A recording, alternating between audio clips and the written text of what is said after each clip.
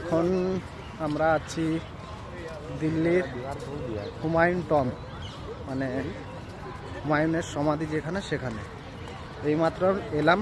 আর এখানের টিকিট নিল 4 জনের 140 টাকা।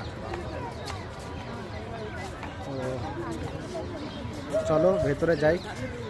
মিউজিয়াম আছে, তারও আলাদা করে টিকিট কাটতে হয়। তো আমরা শুধু হুমায়ুনের যে সমাধি যেখানে আছে সেটারই টিকিট কেটেছি।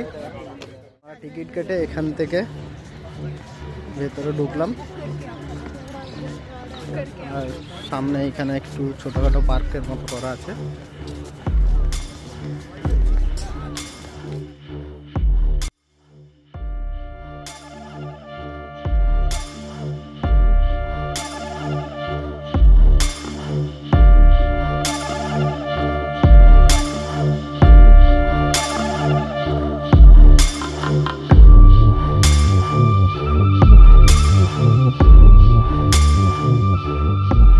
এখানে সিঁড়ি করা আছে, অনেক বড় বড় সিঁড়িগুলো।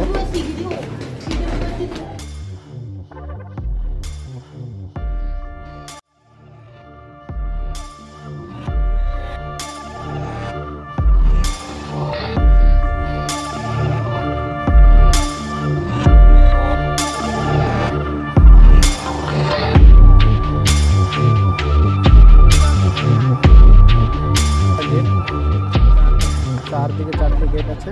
এরপর আমরা ভেতরে যাচ্ছি।